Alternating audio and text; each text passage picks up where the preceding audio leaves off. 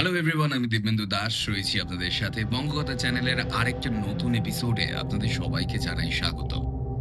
আজ আপনি শুনবেন লেখিকা মিলি ঘোষের কলমে একটি হারিম করা ভয়ের গল্প, দেবী বেমুয়া বুড়োর ধান। আমাদের আর ৫টা গ্রাম বাংলার ভূতের গল্পের মতো কিন্তু এই গল্পটা নয়। এই গল্পটা একটু অন্যরকম গল্প। এই একটা হরর অ্যাডভেঞ্চার গল্প। এর মধ্যে আপনি মাইথোলজিক্যাল হররও পাবেন এবং এর মধ্যে একটা সাসপেন্সও পাবেন। গল্পটা শেষ পর্যন্ত শুনুন এবং গল্পটা কেমন লাগলো কমেন্টে জানাতে ভুলবেন না। আর আপনি আমাদের চ্যানেলে নতুন হয়ে থাকলে চ্যানেলটি প্লিজ সাবস্ক্রাইব করে বেল আইকন ক্লিক করতে ভুলবেন না, যাতে নতুন নতুন গল্প আসলেই আপনি তা শুনতে পারেন। আমাদের গল্পগুলো আপনি এখন থেকে স্পটিফাইতেও শুনতে পাবেন, ইউটিউব ছাড়াও। তো আমাদের ইউটিউবের ডেসক্রিপশন বক্সে স্পটিফাইয়ের লিঙ্ক দেওয়া আছে, আপনি সেখানে যান। আমাদের স্পটিফাই অ্যাকাউন্টকে ফলো করতে ভুলবেন না। আমাদের অবশ্য ডেসক্রিপশনে আপনি আমাকেও ফলো করতে পারেন। আমার ইনস্টাগ্রাম এবং আমার ফেসবুকের লিঙ্ক ওখানে আছে, ওখানে আমাকে ফলো করতে ভুলবেন না। শুরু করছি আজকের গল্প, লেখিকা মিলি ঘোষের কলমে দেবী বেমুয়া বুড়োর ধান। গল্প পাঠ এবং গল্পের সূত্রধার রয়েছি আমি, দিব্যেন্দু দাস। গল্পের সাউন্ডে আজকে রয়েছে শুভ এবং পোস্টার ডিজাইনে সৌভিক। শুরু হচ্ছে আজকের গল্প। ফোনটা বেজে উঠতেই রিসিভারটা কানে দিল সৌম্য। ফোনের ওপাশ থেকে শোনা গেল আবেগ এবং উৎকণ্ঠা মিশ্রিত একটা কণ্ঠস্বর। হ্যাঁ রে বাবু, সকালে কিছু খেয়েছিস তো? আমি জানি বাবু, তোর ওখানে খুব অসুবিধে হচ্ছে, কিন্তু কি করবি বল? একটু যে মানিয়ে নিতেই হবে তোকে। আর বাবা শোন না, একটু সাবধানে থাকিস বুঝলি। সামনেই তো ফল হারিনি কালী পুজো, এ সময়টা ভালো নয়। একটানা কথাগুলো বলে গেলেন সৌম্যর মা সরমা দেবী। উফ মা, তুমি আবার শুরু করেছো? কতদিন না তোমাকে বলেছি যুক্তি দিয়ে কথা বলতে। আর আমি এখানে দিব্যি আছি, কোনো অসুবিধা হচ্ছে না আমার, অত চিন্তা করো না তো। এক নিঃশেষে কথাগুলো বলেই ফোন কেটে দিল সৌম্য। তারপর বিরক্তি ভরা মন নিয়েই ঘরের উত্তর দিকে জানলাগুলো খুলে দিল। আর তাতেই ঘরের ভেতরে জমতে থাকা গুমোট ভাবটা কেটে গিয়ে এক বুক শীতল বাতাস খেলে গেল ঘরময়। সৌম্য সোফায় এসে বসে পড়ল। জানলার বাইরে প্রকাণ্ড কৃষ্ণচূড়া গাছটা যেন একটা সন্ধ্যার সমস্ত নির্জনতাটুকু বুকে আঁকড়ে ধরে দাঁড়িয়ে আছে। শহরের এই দিকটা বেশ নিরিবিলি, ছোট্ট একটা শহর। গাড়ি ঘোড়ার তেমন উপদ্রব নেই, কলকাতার মতো অত ঘিঞ্জি নয়। গত দিন 15 হলো সৌম্য অফিস থেকে বদলি হয়ে এখানে এসেছে। প্রথম দিন এসেই জায়গাটা সৌম্যর বেশ মানানসই হয়ে গেছে। এইরকমই তো একটা নিরিবিলি পরিবেশে তো চেয়ে এসেছে বারবার। বিড়ালের ভাগ্যে শেষমেশ শিখে ছিড়ল তাহলে। এই শহরটা সৌম্যর কাছে অপরিচিত হলেও তার বাল্যবন্ধু পৃথ্বীশের সুপারিশে এই বাড়িটা পেতে তার কোনো অসুবিধা হয়নি। বাড়ির মালিক সুবিমল বাবু অত্যন্ত অমায়িক ভদ্রলোক। বাড়ির চাবি হাতে দিয়ে প্রথম দিনই বলেছিলেন, বাবা ছৌম, এই বাড়িটা আজ থেকে তোমার। নিজের মনে করে একটু গুছিয়ে রেখো বাবা, কেমন? এই ছোট্ট নিরিবিলি শহরে বেশ ভালোভাবে কেটে যাচ্ছে সৌম্যর দিনগুলো। কিন্তু দুদিন পর থেকেই ওর জীবনে যে এমন একটা অভিশাপ নেমে আসবে তাও কোনোদিনও দুঃস্বপ্ন কল্পনা করতে পারেনি। সেদিন সন্ধ্যাবেলায় সৌম্য ঘরে বসে আছে। সামনের কাঠের ছোট্ট টেবিলটার উপর চায়ের কাপটা রাখা, তাতে পাশে রাখা টিপই থেকে সত্য করা চাটা ঢেলে নিয়ে একটা ভৌতিক উপন্যাস নিয়ে সবে পড়া শুরু করেছে। ডোরবেলটা হঠাৎ করে বেজে উঠতেই চমকে উঠল সে। তাড়াতাড়ি উঠে গিয়ে দরজাটা খুলে দিল। দরজার বাইরে যে লোকটি দাঁড়িয়ে তাকে নেহাতি ভদ্রলোক বলা চলে না। পরনে আধ ময়লা একটা ধুতি, আর তার উপর শত সহস্র ছিন্ন একটা ফতুয়া। তার নানান জায়গায় নানান রকমের তাপ্তি দেওয়া, মাথায় গামছা জড়ানো, কাঁধে একটা কাপড়ের ঝোলা। চোখে মুখে কেমন যেন একটা ক্লান্ত বিষণ্ণ ভাবের মধ্যেও একটা অদ্ভুত প্রশান্তি ছড়ে পড়ছে। সৌম্যকে দেখেই ব্যক্তির যে প্রথম কথাটা বলল তাতেও সন্দেহ হলো, লোকটি কি পাগল নাকি? বাবু, পুতুল নেবেন বাবু? নিন না বাবু, একটা সারাদিন একটা পুতুলও বউনি হয়নি। নিন না বাবু একটা পুতুল, খুব ভালো ভালো পুতুল আছে আমার কাছে। এমন ভর সন্ধ্যেবেলা কেউ কি পুতুল বিক্রি করতে আসে? সে যাই হোক, সৌম্য বলল, সে তো না হয় বুঝলাম, কিন্তু আমার বাড়িতে তো কোনো বাচ্চা কাচ্চা নেই যে সে পুতুল নিয়ে খেলবে। তাহলে তোমার পুতুল নিয়ে আমি বা কি করবো তুমি বলো? সৌম্য কথাটা এক নিঃশ্বাসে বলে চলল, কিন্তু লোকটার চোখের সেই করুণ চাহনির দিকে তাকিয়ে সৌম্যর ভীষণ খারাপ লাগলো। তাই অনিচ্ছা সত্ত্বেও সে আবার বলল, কই দেখাও দেখি, কি পুতুল আছে তোমার? কথাটা শুনে লোকটার চোখের সেই করুণ চাহনি কোথায় যেন নিমিষে উধাও হয়ে গেল, আর তার পরিবর্তে মুখে ফুটে উঠল হাসির রেখা। বলল, বাবু, একটা পুতুল আছে একটু অন্যরকম, দাঁড়ান আপনাকে দেখাই, আশা করি আপনার অপছন্দ হবে না। কথাটা বলেই লোকটা সৌম্যর কোনো উত্তরের অপেক্ষা না করেই একটা অদ্ভুত দর্শন পুতুল তার ঝোলার ভেতর থেকে বের করল। সৌম্য বেশ অদ্ভুত লাগলো পুতুলটা। সে কৌতূহল সরে বলল, এই জিনিস তুমি কোথায় পেলে? দেখে তো বেশ পুরনো বলেই মনে হচ্ছে। হ্যাঁ বাবু, এটা বেশ পুরনো, কিভাবে যে পেয়েছি তা বলতে পারবো না, কিন্তু এটাই আমার সব থেকে দামি পুতুল। পুতুলটা যাকে দেখাই তারই পছন্দ হয়ে যায়, কিন্তু এখনো অবধি উপযুক্ত দাম পাইনি বলে এটা বিক্রি করিনি। কই দেখি, আমার হাতে দাও তো একবার ওটা। এই নিন বাবু। লোকটার হাত থেকে পুতুলটা নিয়ে ভালো করে নেড়ে চড়ে দেখল সৌম্য। সত্যিই অদ্ভুত। পুতুলের মাথাটা শিয়ালের, কানগুলো বেশ লম্বা, মাথার পেছনে সিংহের মতো কিশোরের মতো লোক, এমনকি পুতুলটার হাত দুটো শিয়ালের। তবে দেহের বাকি অংশটা অবশ্য মানুষের। আর সবচেয়ে অবাক করার বিষয় হলো পুতুলটার গায়ের রং। ওপরের দিকটা কুচকুচে কালো, তার মধ্যে চুল আর মাথার দিকটা খানিকটা সাদা ছোপ, আর নিচের দিকটা অপেক্ষাকৃত ফর্সা ও খানিকটা তামাটে। চোখে একটা ধূর্ত চাহনি যেন খেলা করে বেড়াচ্ছে। পুতুলটাকে হঠাৎই দেখলে মনে হবে যেন মুচকি মুচকি হাসছে। ওদের মধ্যে কথাবার্তা চলছে, এমন সময় হঠাৎই প্রচন্ড ঝড় উঠল, আর তা দেখেই বাবু, আমি আসি। হ্যাঁ, বলে লোকটা পুতুলের টাকাটা না নিয়ে সন্ধ্যার অন্ধকারের ভেতর থেকে কোথায় যেন মিলিয়ে গেল। ভারী অদ্ভুত লাগলো বিষয়টা সৌম্যর। কি রে বাবা, পাগল নাকি? নিজের মনেই কথাটা বলে উঠল সে। ঝড়ের তাণ্ডব বেড়ে ওঠার আগেই সে ঘরে তাড়াতাড়ি ঢুকে দরজা জানলাগুলো বন্ধ করে দিল। তারপর কাঠের চেয়ারটাতে গিয়ে বসল, পুতুলটাকেও রাখলো টেবিলের উপরে। আর তখনই তার চোখ পড়ল পাশে রাখা বইটার উপর। নিজের মনেই বলল, না, আমারই মনের ভুল। এই ভৌতিক উপন্যাসটাই মাথাটা খাচ্ছে দেখছি। এই বলে নিজের মনে খানিকটা হেসে নিল সৌম্য। আর ঠিক তখনই লোডশেডিং। সৌম্য উঠে গিয়ে দরজা থেকে মোমবাতিটা বার করে জ্বালালো। হঠাৎই কি মনে হতে দরজার কাছে এগিয়ে গেল সে, আর মুহূর্তে চমকে উঠল সৌম্য। আরে, সিঁড়ির ওদিকটাতে কিছু একটা চলে গেল না? লোমশও কিছু একটা। কিন্তু কথাটা ভাবা মাত্রই ওর মনে হলো, এখানে ওই বৃদ্ধ ঘরের ভিতরে লোমস জন্তু কোথা থেকে আসবে? ও সব কিছুই ওর জন্য দায়ী ওই উপন্যাসটা। না, এই ভূতের গল্প আর পড়া যাবে না দেখছি। বাইরে বৃষ্টির তোড়টা আগের চেয়েও বেড়েছে বলে মনে হচ্ছে। রাত যে কত হলো কে জানে। ঘড়ির দিকে তাকিয়ে দেখলো রাত 8টা। যদিও এই সময়ও রাতের খাবার খায় না, তবু আজ তাড়াতাড়ি খেয়ে দিয়ে শুয়ে পড়ার সিদ্ধান্ত নিল সৌম্য। ফ্রিজ থেকে খাবারগুলো বের করে গরম করে দিল, তারপর খেতে বসে গেল। বিদ্যুতের তখনও দেখা নেই। হঠাৎই তার মনে হলো ওই সিঁড়ির দিকটা থেকে খুটখুট করে একটা আওয়াজ আসছে। চমকে সেদিকে তাকালো সৌম্য। না, আওয়াজটা আর শুনতে পেল না। মনে মনে ভাবল আবার তার মনের মধ্যে কোনো ভুল হচ্ছে হয়তো। সে বিষয়টাকে আর অতটা গুরুত্ব না দিয়ে খাওয়ায় মন দিল। তার খাওয়া যখন শেষের পথে, তখন আবার ভেসে এলো সেই শব্দটা, তবে এবার আগের থেকে অনেক জোরালো। সে আবার তাকাতেই যথারীতি এবারও থেমে গেল শব্দটা।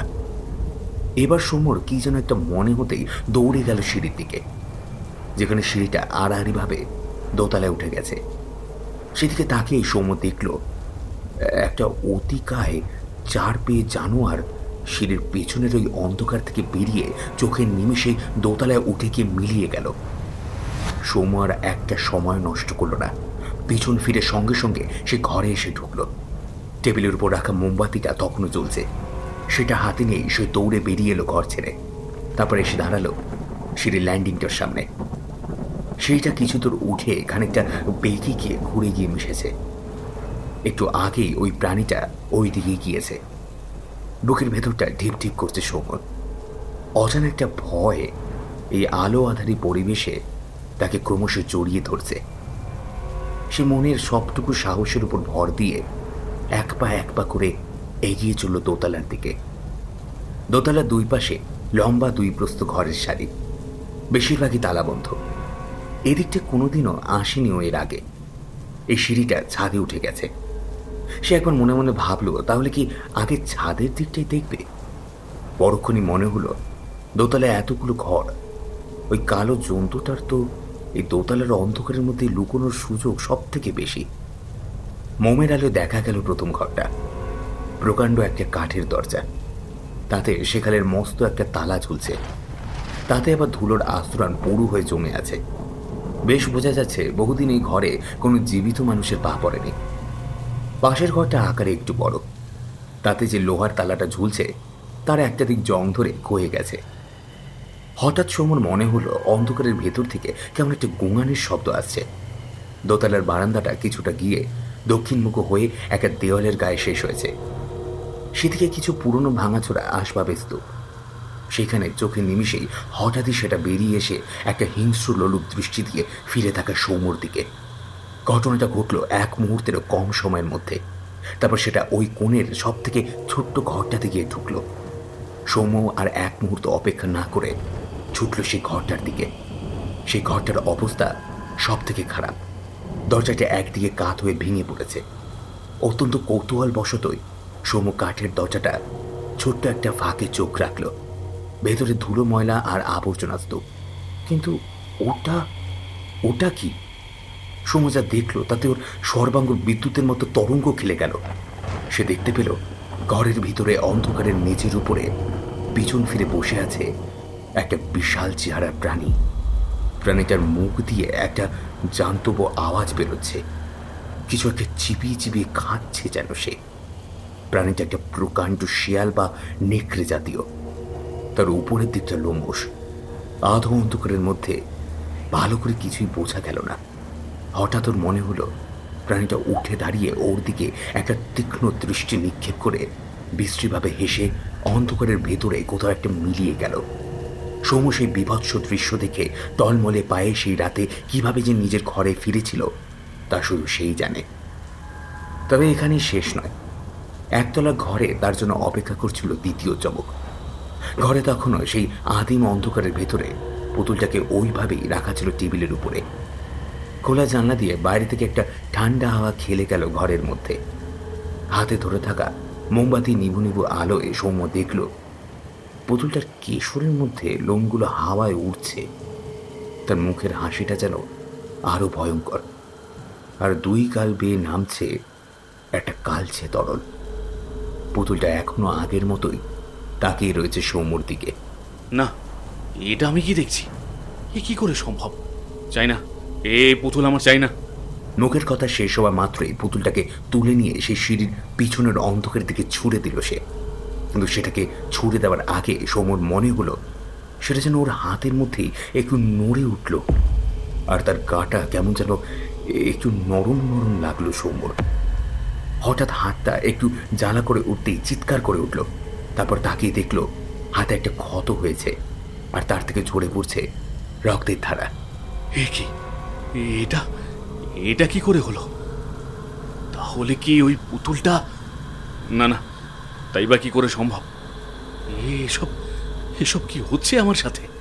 এই বলেই সৌম্য তাড়াতাড়ি ফার্স্ট এড বক্সটা বের করে কত জায়গায় তার শুশ্রূষা করলো। তারপরে বিছানার গায়ে গুটি সুটি মেরে শুয়ে পড়ল। কিন্তু কিছুতেই ঘুম এলো না ওর। বাইরে তখন দুর্যোগ পুরোপুরি কেটে গেছে। মেঘ সরে গিয়ে চাঁদ উঠেছে আকাশে, আর সেই চাঁদের আলো বিছানায় এসে পড়ছে। রাত এখন নিশ্চয়ই গভীর। আর কিছুক্ষণ বিছানায় এপাশ ওপাশ করার পর সবেমাত্র যখন তন্দ্রা ভাবটা এসেছে, সৌম্যর হঠাৎই মনে হলো ওপরের দোতলার দিক থেকে একটা অদ্ভুত শব্দ আসছে। মেঝের উপর ভারী কিছু ঘষতে নিয়ে গেলে যেমন শব্দ হয়, ঠিক সেরকম। সে রাতটুকু কোনোভাবে কাটিয়ে সৌম্য পরের দিন খুব ভোরে ফোন করলো তার বন্ধু পৃথ্বীশকে। কি ব্যাপার রে সোম, এত সকালে তুই? সব ঠিক আছে তো? কোনো বিপদ হয়নি তো? না রে ভাই, কোনো কিছুই ঠিক নেই। তুই যে করেই হোক আমার এই নতুন বাড়িতে আয়, আয় যত তাড়াতাড়ি সম্ভব। ঠিক আছে, তুই ঘাবড়াস না, দাঁড়া, ঘন্টাখানেকের মধ্যেই আমি তোর বাড়িতে পৌঁছাচ্ছি। এই কথা বলে পৃথ্বীশ ফোন কেটে দিল। বন্ধুর কথা শুনে এবার যেন একটু স্বস্তির নিঃশ্বাস ফেলল সৌম্য। সেই জন্য সে ঠিক এখানেই বসে অপেক্ষা করছিল সৌম্য। ডোরবেলটা বেজে উঠল। ও দ্রুত উঠে গিয়ে দরজা খুলে দিল। দেখলো দরজার ওপারে হাসি মুখ নিয়ে দাঁড়িয়ে আছে পৃথ্বীশ। কিন্তু সৌম্যকে দেখার পরই তার সেই হাসি মুখটা যেন কোথায় একটা মিলিয়ে গেল। অবাক হয়ে জিজ্ঞেস করলো, কি রে, এ কি অবস্থা হয়েছে রে তোর? এই কদিনে এ কি চেহারা করে ফেলেছিস? আরে বাবা, বলবো বলেই তো ডেকেছি তোকে। আগে ঘরে এসে বস, একটু রেস্ট নে, তারপর সব বলছি। সৌম্যর ঠিক পাশটাতেই বসল পৃথ্বীশ। সৌম্য তার দিকে তাকিয়ে এক নিঃশ্বাসে আগের দিন রাতে ওর সাথে যা ঘটে গেছে সেই ভুতুড়ে ঘটনার কথা ওকে সবিস্তরে বর্ণনা করতে লাগলো। সৌম্যর মুখ থেকে সব কথা শুনে একটু আনমনে সামনের সিঁড়িটার দিকে তাকালো পৃথ্বীশ। তারপর কিছু চিন্তা করে নিয়ে একবার ঘড়ির দিকে তাকালো। ঘড়িতে তখন ঠিক 10:45 বাজে। এক ফালি রোদ ঘুলঘুলি দিয়ে এসে পড়ছে সোফার একদম পাশের মেঝের উপরে। সেখানে মেঝের উপর আলোর নকশা ফুটে উঠেছে। চ। কোথায়? কেন? দোতলায়? সৌম্য কিছু বলতে যাচ্ছিল, কিন্তু পৃথ্বীশ আর সময় না দিয়ে সৌম্যর একটা হাত চেপে ধরে জোরে করে টানতে টানতে নিয়ে গেল দোতলায়। সেখানটা গত রাতের বিভীষিকা কেটে গিয়ে সেখানে সূর্যের আলো এসে পড়ছে। দোতলার ল্যান্ডিংটা তখনও নিস্তব্ধ, চিমচাম। পৃথ্বীশ প্রথমেই বাঁদিকের ঘরগুলোর দিকে দেখতে লাগলো। প্রত্যেকটা ঘরই একই ধরনের, কোনোটাতে বিশেষ বৈশিষ্ট্য নেই। প্রতিটা ঘরের সামনেই ধুলোর পুরো আস্তরণ। তালার মরচে এইসব দেখেই বোঝা যাচ্ছে যে বহুকাল এই জায়গায় মানুষের পা পড়েনি। এবার সৌম্যকে উদ্দেশ্য করে বলল, এ হে, এখানে তো কোশমিনকালেও কেউ আসেনি বলে মনে হচ্ছে রে। অবশ্য বস, ভুতুরে বাড়িগুলো তো এমনই হয়, ভূতের সিনেমায় দেখিস না? মজা করিস না ভাই, একবার ওই দিকটাতে চল তো, গন্ডগোলটা তো ওই দিকে। তাদের পায়ের শব্দ পেয়ে কোথাও একটা পায়রা উড়ে গেল। দানা ঝটপট শব্দে চমকে উঠে পড়ে যাচ্ছিল সৌম্য। তাকে ধরে ফেলল পৃথ্বীশ। ভয় পাস না, এসব বাড়িতে পায়রা থাকা তো অস্বাভাবিক না, তাই না বল? এই কথার কোনো উত্তর দিল না সৌম্য। ততক্ষণে ওরা পৌঁছে গেছে সেই ঘরটার সামনে। দরজাটা অদ্ভুতভাবে একদিকে হেলে পড়েছে। ঘরটা সোজাসুজি ঠিক উল্টো দিকে একটা লোহার গ্রিল। ওপারে বহু পুরনো দিনের ভাঙাচোরা আসবাব। আর ঠিক তার উল্টো দিকের ঘরটা যেন নীরব কোনো এক বিভৎস অতীত ইতিহাসকে বুকে আঁকড়ে দাঁড়িয়ে আছে। আয় আয়, কিরে আয়, দাঁড়িয়ে পড়লি কেন? আয়। তার এই কথার কোনো জবাব না দিয়ে ভাঙা দরজাটাকে পাশ কাটিয়ে ঘরের মধ্যে ঢুকলো সৌম্য। পিছনে একটা বড় ভাঙা জানলা, তা দিয়ে এসে পড়া দিনের ঝলমলে আলোয় এই ঘরটাকে আর ততটা ভয়ঙ্কর লাগছে না। এই ঘরটার অবস্থায় সব থেকে খারাপ। ঘরের ভিতরেও মোটা হয়ে ধুলো জমে আছে। ঘরের সর্বত্রই কাঠের ভাঙা আসবাবে ভর্তি। আচ্ছা সৌম্য, বলতো, এইখানে মানে ঠিক এইখানেই তো তুই দেখেছিলিস জন্তুটাকে, তাই না? ওই উল্টো দিকের গ্রিলের ভিতর থেকে এসে শেষটায় এইখানেই বসে ওটা কিছু একটা খাচ্ছিল, তাই তো? হ্যাঁ। সৌম্যকে অবাক করে দিয়ে সেই ঘরে পৃথ্বীশ কাঠের আসবাবগুলোর মধ্য দিয়ে কিছু একটা খুঁজতে লাগলো। খানিকক্ষণ পর বেশ অবাক হয়ে সৌম্যর সামনে যেটা এনে রাখলো সেটা একটা কাঠের রেপ্লিকা। একটা বিশাল গম্বুজওয়ালা মন্দির, সামনে একটা পাথর বাঁধানো জমি। তাতে দেখা গেল ঠিক 3টে মানুষ ওই মন্দিরের চাতালটার উপরে একপাশে রাখা একটা বিশাল কুয়োর সামনে হাঁটু গেড়ে প্রণামের মতো করে পুজো করছে। লোকগুলো সবারই মাথার দিকটা শেয়ালের আর পায়ের দিকটা মানুষের। মন্দিরের প্রধান ফটক বন্ধ, তাই বিগ্রহ চোখে পড়ছে না। এটা এটা তুই কোথায় পেলি? এই যে দেখ সৌম্য, বিপদ যখন ঘাড়ে এসে পড়েইছে তখন আর ভয় পেলে চলবে না। আরে ভাই, এ মন্দির আমার চেনা রে। আমাদের গ্রামের নাম তো জানিস, পলসিডাঙ্গা। তা আমাদের গ্রামটাকে 3 দিক থেকে ঘিরে রয়েছে জঙ্গলে ঘেরা অনুচ্চ পাহাড়, বেমুয়াডিহি। সেইখানেই একদল বুনো আদিবাসীর বাস। এ তাদেরই দেবতার মন্দির। মন্দিরের প্রধান দরজা সব সময়ের জন্য বন্ধই থাকে। এটাকে বলতে পারিস একরকম ওদের কবরখানা আর ঠাকুরের থান। শুনেছি ওই বাঁদিকের জঙ্গলের মধ্যেই ওরা কোথাও একটা পরিবার পরিজনদের কবর দিয়ে ওই কুয়োর সামনে এসে ঠিক এইভাবেই তাদের আত্মার শান্তি কামনা করে। ছোটবেলায় একবার মাকে না জানিয়ে গিয়েছিলাম ওখানে। মা জানতে পেরে খুব বকেছিল আমায়। কিন্তু এই মূর্তিগুলোকে আমি চিনি না রে, বিশ্বাস কর। সৌমুর বলা কথাগুলো শুনে পৃথ্বীশ খুব অবাক হয়ে গেল। এবার সৌমুকে অবাক করে দিয়ে মন্দিরের রেপ্লিকাটাকে হাতে নিয়েই পৃথ্বীশ দৌড় লাগালো সিঁড়ির দিকে। এদিকে একবার আয় তো, একটা জিনিস দেখা দরকার আছে। হায়। পৃথ্বীশের ডাক শুনে সৌম্য তাকে অনুসরণ করলো। সিঁড়ির নিচে নেমে পৃথ্বীশ প্রথমে সিঁড়ির উল্টো দিকে তাকিয়ে সৌম্যকে উদ্দেশ্য করে জিজ্ঞেস করলো, পুতুলটাকে গত রাতে এইদিকে ছুঁড়েছিলিস না? বিস্ময়ে আতঙ্কে মুখ দিয়ে কথা সরল না সৌম্যর। কেবলই ওপর নিচে মাথা নাড়িয়ে সম্মতি জানালো। এই তো পেয়েছি। বলেই পুতুলটা মেঝে থেকে হাতে তুলে নিল পৃথ্বীশ। না, এখন সেটা একদম স্বাভাবিক। পুতুলটা কাঠের তৈরি। মন্দিরের রেপ্লিকাতে দেখা সেই শিয়াল মানুষগুলোর থেকে আকারে অনেকটাই বড়। আর তার ঠিক হাতে ধরা রয়েছে ছোট্ট ছুরির মতো একটা তীক্ষ্ণ জিনিস। আচমকে সৌম্যর দৃষ্টি চলে গেল নিজের হাতের দিকে। তার মানে এই ছুরিটাতে গতকাল রাতে ওর হাত কেটে গিয়েছিল। ওরা বেশ অবাক হয়ে একে অপরের মুখ চাওয়াচাবি করলো। এমন সময় ফোনটা বেজে উঠল সৌম্যর। কোনো রকমে কাঁপা কাঁপা হাতে ফোনটা রিসিভ করতেই ওপাশ থেকে মায়ের ভয় মেশানো উদ্বিগ্ন কণ্ঠস্বর শোনা গেল। বাবু শোন, গ্রামে না একটা অদ্ভুত ঘটনা ঘটেছে কাল। ওই যে নিতাই কাকা আছে না, ওদের তো পাকা বাড়ি। জানিস কাল কি হয়েছে? কাকা রাতের দিকে বাড়ির বারান্দায় বসে ছেলের সাথে গল্প করছিল।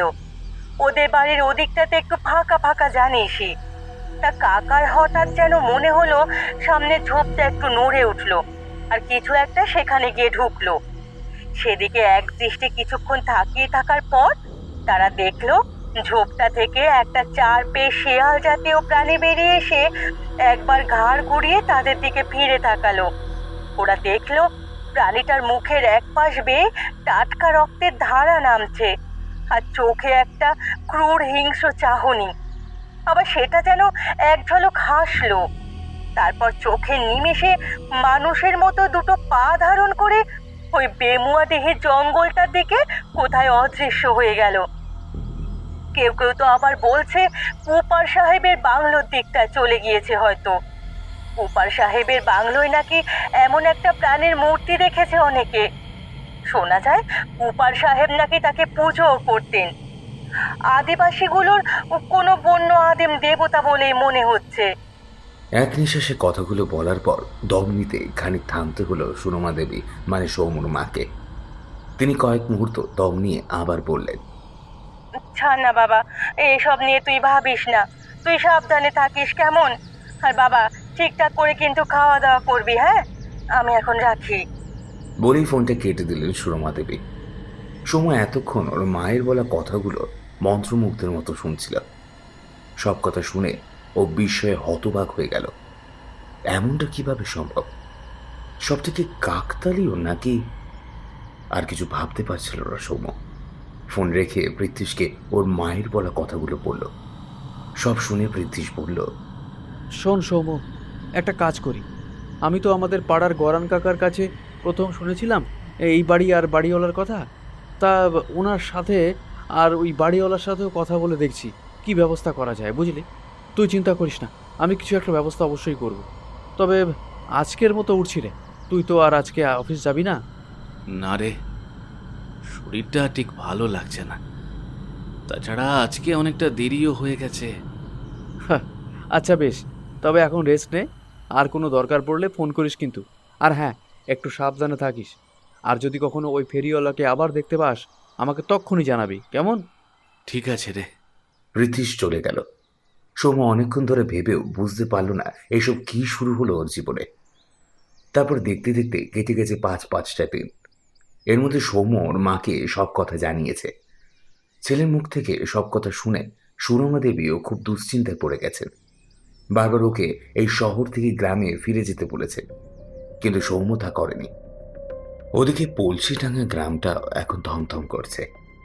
সেদিনের পর থেকে প্রায় প্রতিদিনই গ্রামের কারো না কারোর বাড়ি থেকে চুরি যাওয়া হাঁস মুরগির অর্ধেক খাওয়া রক্তশূন্য দেহ গ্রামের বিভিন্ন স্থানে পড়ে থাকতে দেখা গেছে।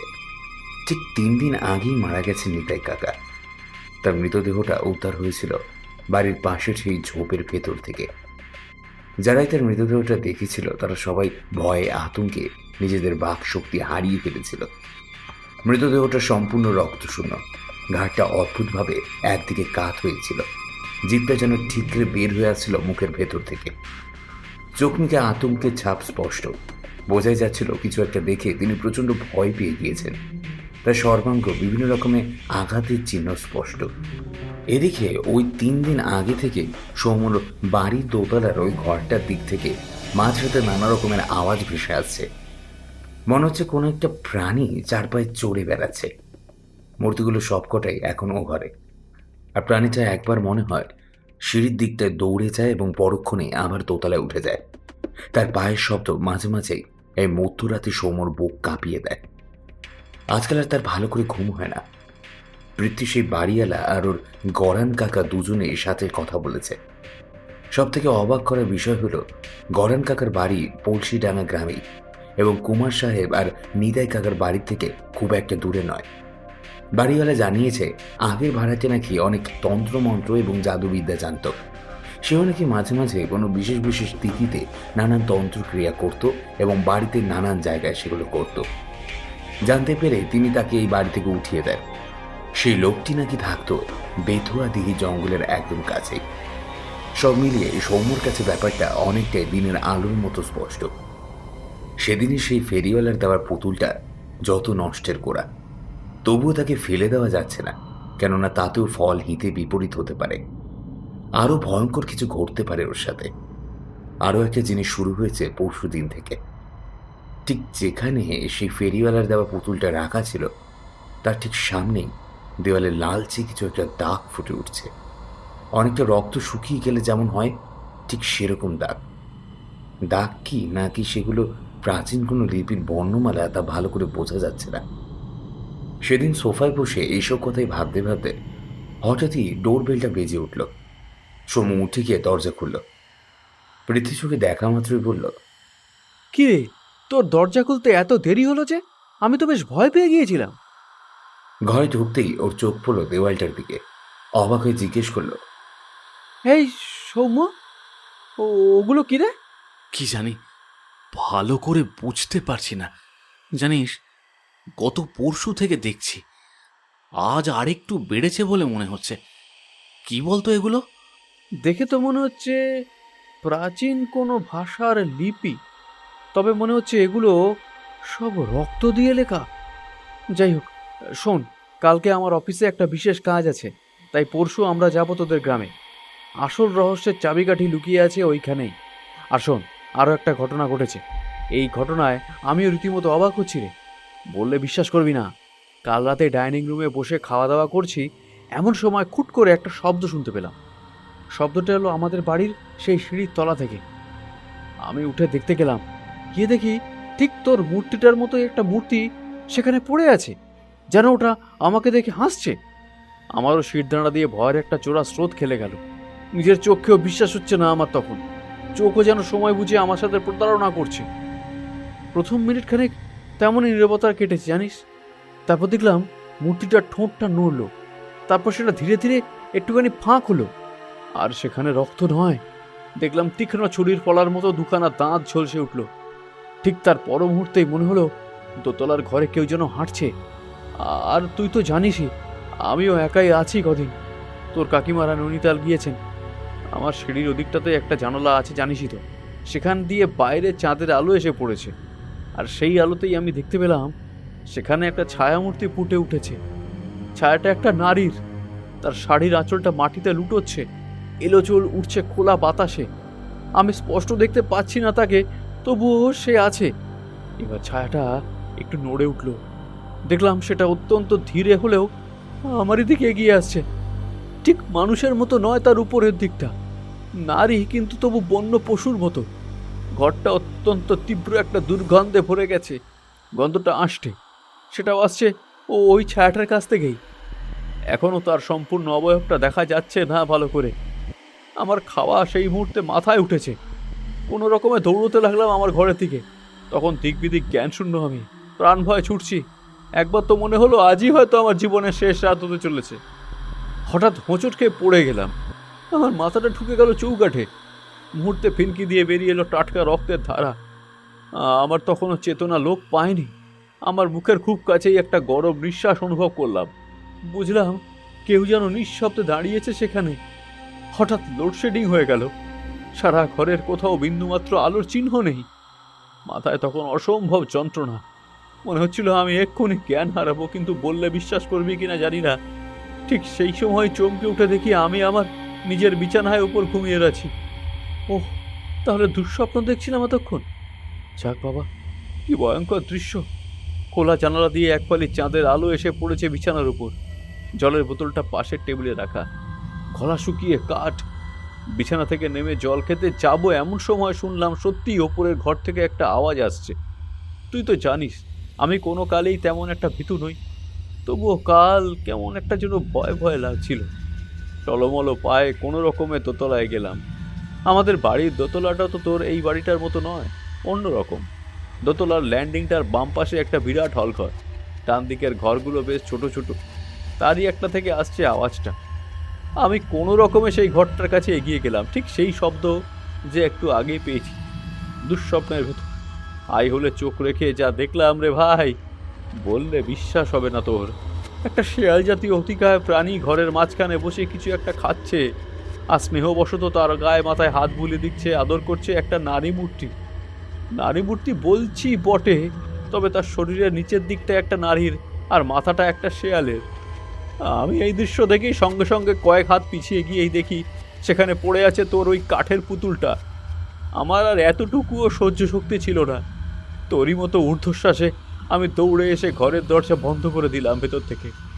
তারপর জলের বোতল থেকে এক নিঃশ্বাসে সবটুকু জল খেয়ে বিছানায় এসে বসলাম। তখনও সেখানে তেমনই চাঁদের আলো পড়ে খাটের চাদরটা চকচক করছে। আমার চেতন অচেতন সব যেন মিলেমিশে একাকার। তার মধ্যেই দৈববাণীর মতো একটা কণ্ঠস্বর শুনলাম, পুরুষ কণ্ঠস্বর। সে বলল, চিন্তা করিস না, আর কিছুদিনের মধ্যেই আমার জন্মস্থান ও মৃত্যুস্থান দুই জায়গাতেই একই রাত্রে একই সময় তোরা যাবি। সেখানেই আছে এই রহস্যের অন্তিম সমাধান। আমার তখন আর জ্ঞান নেই, তবুও বুঝলাম এ তোদের পলসি ডাঙার কথা বলা হচ্ছে। হ্যাঁ হ্যাঁ হ্যাঁ, তুই ঠিকই বলেছিস। উপার সাহেবের বাংলোর দিকটা থেকে রাতের বেলাতে এমন অনেক ধরনের আওয়াজ শোনা যেত। পৃথ্বীশ প্রথমে অবাক হলেও সে নিজেকে সামলে নিল। উপার সাহেবের বাংলো বাড়ির ওই দিকটাতে তাই বড় কেউ একটা যেত না। তিনি নাকি শেষের দিকে ওই বেমুয়াডিহির দেবতাকে নিয়েই তন্ত্রমন্ত্র নানান রকম ক্রিয়াকলাপ কিসব করছিলেন। এই গাঁয়ের একজন লোক নাকি তাকে এই বিষয়ে সাহায্য করেছিল। তারপর থেকে দুজন মিলে অনেক অপকম্ম করে। উপার সাহেব এমনিতে নির্ঝঞ্ঝাট লোক ছিলেন, ব্যবহারও নাকি ছিল অমায়িক। হঠাৎই গ্রাম থেকে কিছু বাচ্চা যেতে শুরু করলো। একদিন সেই লোকটিকে গ্রামবাসীরা হাতে নাতে ধরে ফেললো যে ওই বাচ্চাগুলিকে চুরি করত। মারের চোটে মৃত্যুর আগে লোকটা কুপার সাহেবের নাম বলে দেয়। তারপর থেকে কুপার সাহেবকে আর দেখা গেল না। মানুষটা যেন হাওয়ায় মিলিয়ে গেল। রেখে গেল অদ্ভুত কিছু তন্ত্রের সরঞ্জাম, আর রহস্যে ঘেরা বেমুয়াডিহির জঙ্গলে আদিম বন্য উপজাতি ও তাদের দেবতাকে। আর কিরে বল, আর কি? আর সেই ব্যক্তির বংশধরদের যে তাকে সাহায্য করত। কি সাংঘাতিক গল্প শোনালি রে ভাই। তবে এই রহস্যের সমাধান তোদের গ্রামেই আছে।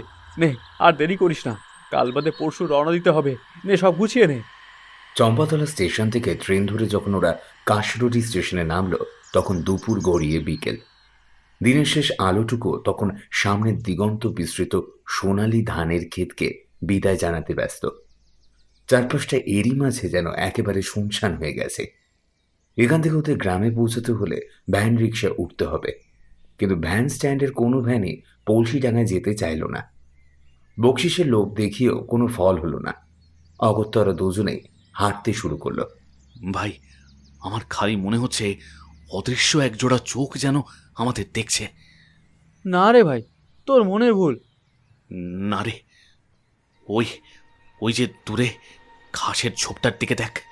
ওরা সবিস্ময়ে তাকিয়ে দেখল একটা প্রকাণ্ড শিয়াল জাতীয় প্রাণী একটি ঝোপের আড়াল থেকে বেরিয়ে এসে অন্য ঝোপের আড়ালে অদৃশ্য হয়ে গেল।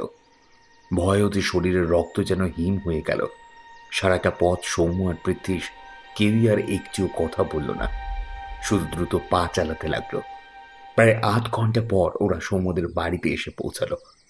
ঘড়িতে তখন সন্ধ্যে 7টা। পৃথ্বীশ ও সৌম্য দাওয়ায় বসে গল্প করছিল।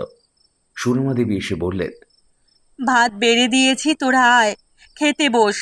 বেশিক্ষণ এখানে বসে থাকা ঠিক হবে না রে। দিনকাল ভালো না, এদিকে ওই প্রাণীটার উৎপাত আরো বেড়েছে। সেই দিন তো নিদুখুড়ো ছাগলটাকে নিয়েছে। বিন্দি ঠাকুরনের একমাত্র বকনা বাছুরটাকেও দেখা গেল একইভাবে ওই ঝোপের ধারে মরে পড়ে আছে। খাওয়া দাওয়া সেরে ওরা শুতে গেল, কিন্তু সেই রাতে ওদের কারোরই দু চোখের পাতা এক হলো না। বিছানায় শুয়ে পৃথ্বীশ এপাশ ওপাশ করতে করতে বলে উঠল, একবার যাবি নাকি? কোথায়? এত রাতে না গেলে হবে না রে। কিন্তু কোথায়? কোথায় আবার? তোদের সেই কুপার সাহেবের বাংলোয়। পৃথ্বীশ আর সৌম্যর জবাবের প্রত্যাশা না করে ব্যাগ থেকে কিছু জিনিসপত্র, একটা প্রকাণ্ড আবলুস কাঠের তৈরি কালো ক্রস, মোমবাতি ইত্যাদি গুছিয়ে নিল। এগুলো কি রে ভাই? আর কোথায় পেলি তুই এগুলো? পরে তোকে সব বলবো। এখন তুই আমার সঙ্গে চল তো। আর একটা জিনিস দেখেছিস খেয়াল করে? আমাদের দুজনের বাড়িতেই ঠিক একই ঘটনা ঘটলো। সবকিছুই কেমন যেন অদৃশ্য একটা সুতোর বন্ধনে আবদ্ধ। কেউ যেন সেটাকে নিয়ন্ত্রণ করছে। ঠিকই বলেছিস রে ভাই। কিন্তু এখন আর এত কিছু ভেবে লাভ নেই। চ, দেখি না কি হয়। তারপর দুই বন্ধু মিলে চলল কুপার সাহেবের বাংলোর দিকে। এদিকে জঙ্গলটা আরো বেশি ঘন। জায়গাটা সারা গ্রামের তুলনায় আরো একটু বেশি নির্জন এবং শান্ত। কিছু দূরে এগোলেই পাহাড়ের কোল ঘেঁষে গরান কাকার বাড়ি। মিনিট করে পথ হেঁটে দুই বন্ধুতে এসে পৌঁছালো কুপার সাহেবের বাংলোর সামনে। বাড়িটা একেবারে ভগ্নপ্রায় অবস্থা। চল, ভেতরে ঢোকা যাক। কিন্তু শিয়ালটা যদি আশেপাশেই কোথাও থাকে? শোন সৌম্য, ভয় পেলে কিন্তু চলবে না। আমি যা বোঝার বুঝে গেছি। এই বাড়িটাকে ভালো করে দেখ সৌম্য। এর সাথে তোর ওই নতুন বাড়ির কোনো মিল খুঁজে পাচ্ছিস? ঠিক বলেছিস রে ভাই। এই বাংলোটা তো একদম শহরে আমার নতুন বাড়ির মতো দেখতে। কিন্তু এখন কি করবি ভাবছিস? এখন আর কিছুই ভাবছি না। আমার যা ভাবার তা ভাবা হয়ে গেছে। ভাবা হয়ে গেছে? কি বলছিস তুই পৃথ্বীশ? আমি ঠিকই বলছি, তুই অবাক হোস না। এই বলে সে ব্যাগ থেকে মোমবাতি বের করে সেটা জ্বালালো। তারপর হন্তদন্ত হয়ে ভেতরে ঢুকে গেল। বিশাল বড় ঘর। ঘরটার চারিদিক থেকে সিমেন্ট খসে ইটের গাঁথনি বেরিয়ে পড়েছে। ঘরের একটি অংশ ধুলোর আস্তরণের ওপর একটা প্রাণীর পায়ের ছাপ। ছাপটা কেমন যেন ভেজা ভেজা। মোমের আলোয় ওরা দেখল ছাপটা রক্তের, আর সর্বত্র অসংখ্য সেরকমই রক্তের দাগে ভর্তি হয়ে আছে। ওরা এসবই দেখছে, ঠিক এমন সময় ওদেরকে অবাক করে দিয়ে দোতলায় কোণের একটা ঘরের থেকে ঘর ঘর শব্দ আসতে লাগলো। ওরা আর এক মুহূর্ত সময় নষ্ট না করে সেই ঘরের দিকে দৌড়ালো। সত্যি, এবার সৌম্য খেয়াল করলো এই বাড়ির দোতলার একটা ঘর একদম ওর ভাড়া বাড়ির দোতলার মতো, যেন একই মিস্ত্রির তৈরি। সেই ঘরের দরজার সামনে একটা তেমনই মন্দিরের সুন্দর রেপ্লিকা পাওয়া গেল। এবার সেই লোকগুলো, বলা ভালো শেয়ালগুলো, মন্দিরের সামনে কিছু একটা ছিঁড়ে ছিঁড়ে খাচ্ছে। তার মধ্যে একটি শেয়াল ঠিক তেমনই অবস্থায় মাথা তুলে রয়েছে সামনের দিকে। তার ঠোঁটের কোণ দিয়ে তেমন বাঁকা একটা হাসি, আর প্রত্যেকের মুখ থেকে বেরিয়ে আসছে টাটকা তাজা লাল রক্ত। মূর্তিটাকে নিমিষে ব্যাগের মধ্যে পুরে ওরা গিয়ে দাঁড়ালো ঘরটার ভেতরে। পূর্ণিমা চাঁদের আলো এসে পড়ছে ঘরের ভেতর, আর তাতেই ওরা দেখল ঘরের মধ্যে কার যেন একটা মৃতদেহ পড়ে রয়েছে। মৃতদেহটার মুখ বলতে কিছু নেই, মাথায় বিশাল একটা গর্ত, আর তার থেকে রক্ত মাংস বেরিয়ে মেঝের উপর ছড়িয়ে ছিটিয়ে রয়েছে। হঠাৎ একটা আঁচড় কাটার শব্দে ওরা চমকে সামনের দিকে তাকালো। তারপর বিস্ফারিত চোখে দেখলো পাশের একটা বীভৎস ছায়ার মূর্তি তার ধারালো নখ দিয়ে দেওয়ালে কি সব আঁচড় কাটছে, আর তাতেই ফুটে উঠছে ঠিক একই রকম দাগ যেগুলো সৌম্য বাড়ির দেওয়ালে ফুটে উঠেছিল। মূর্তিটা এক মনে দেওয়ালে আঁচড় কাটতে কাটতে হঠাৎই থেমে গেল। তারপর এক মুহূর্তের জন্য পেছনে ফিরে তাকালো। মুখে সেই হিংস্র লোলুর একটা নারকীয় হাসি। পর মুহূর্তেই ওদের সম্পূর্ণ অবাক করে দিয়ে আতর্কিত ওদের দিকে তেড়ে এলো।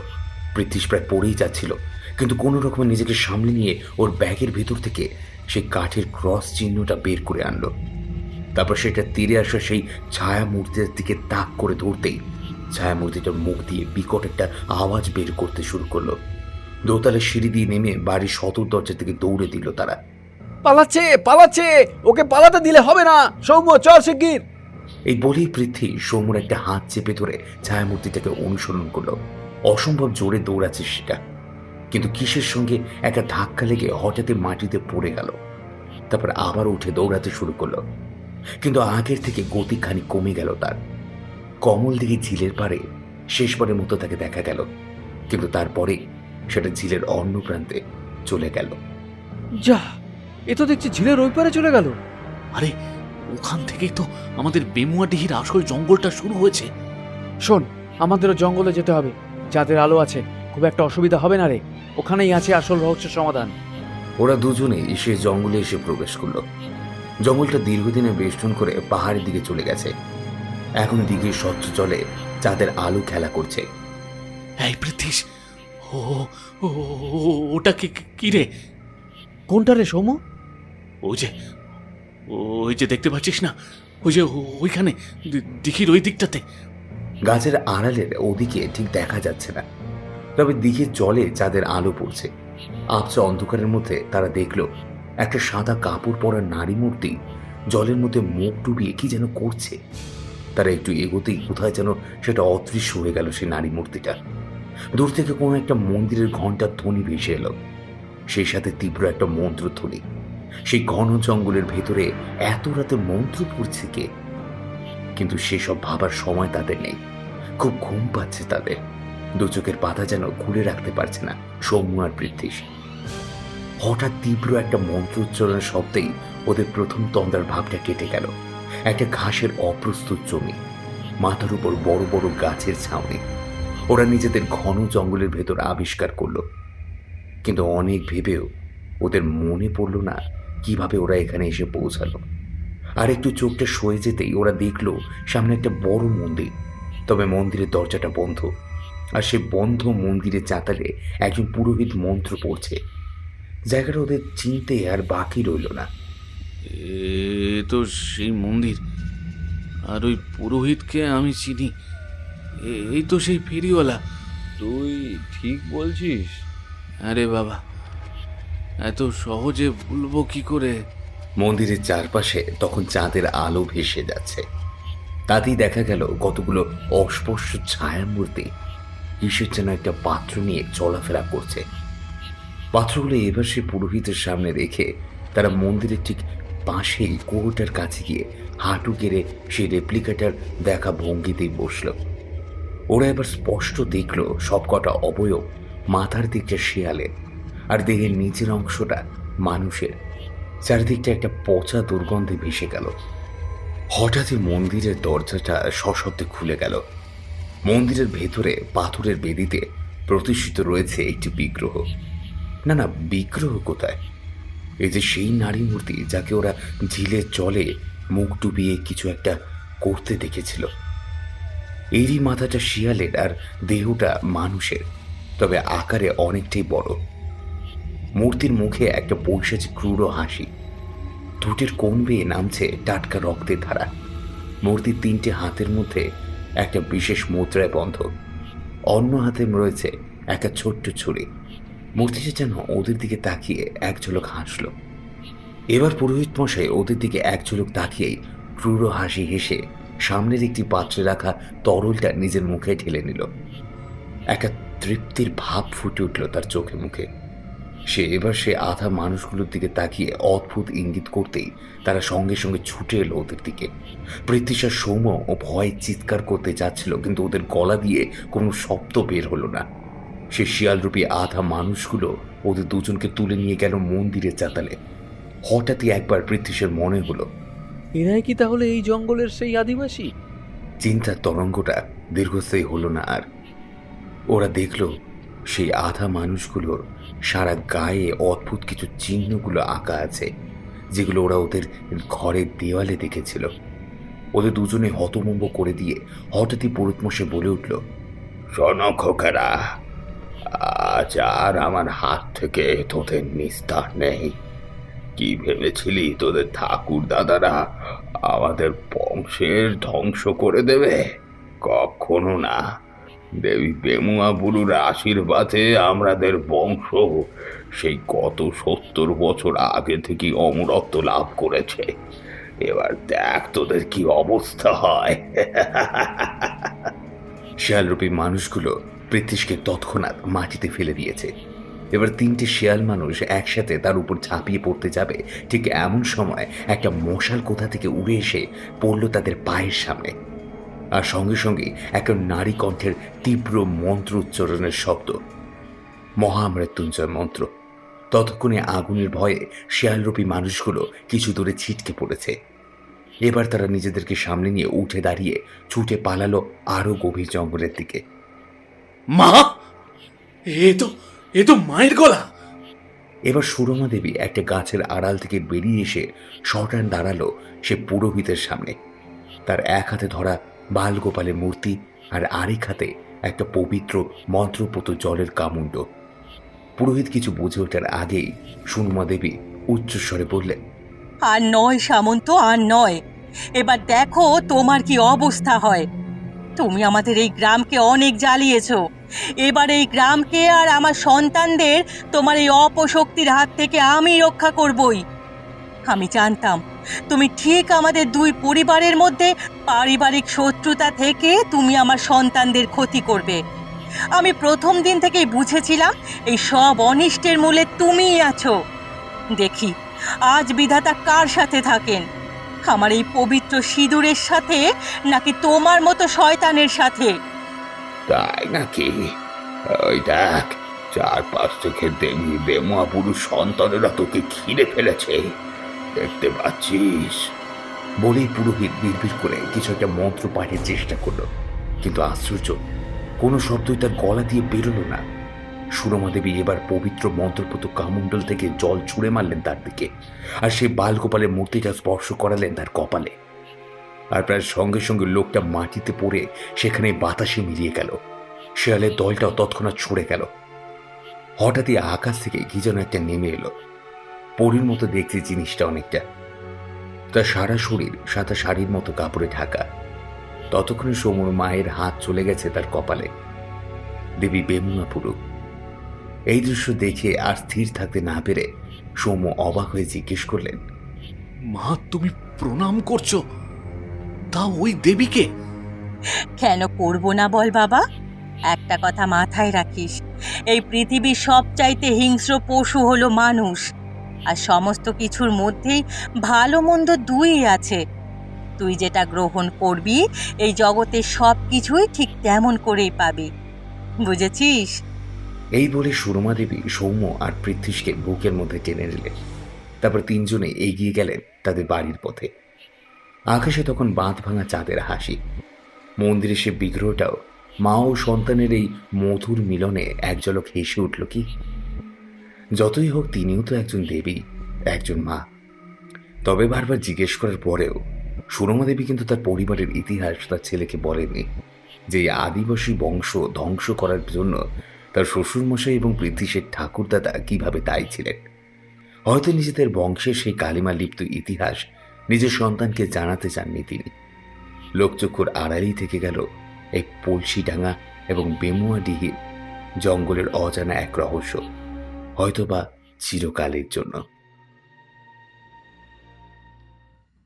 শুনছিলেন লেখিকা মিলি ঘোষের কলমে একটি হরর অ্যাডভেঞ্চার স্টোরি।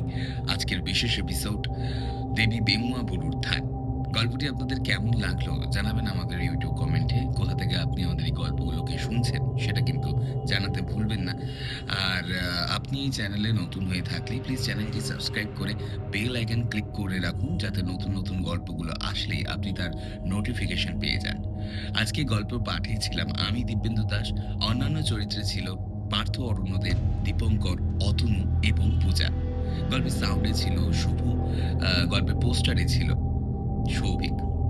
ভালো থাকুন, সুস্থ থাকুন, এভাবেই শুনতে থাকুন আমাদের। আর আমাদের চ্যানেলের ওই যে বললাম স্পটিফাই অ্যাকাউন্টটাকে একটু ফলো করে রাখুন। আমাকে ইনস্টাগ্রাম এবং ফেসবুকেও ফলো করে রাখতে ভুলবেন না। দেখা হচ্ছে অন্য কোনো গল্পে। ততক্ষণের জন্য সাথে থাকুন, সঙ্গে থাকুন এবং শুনতে থাকুন।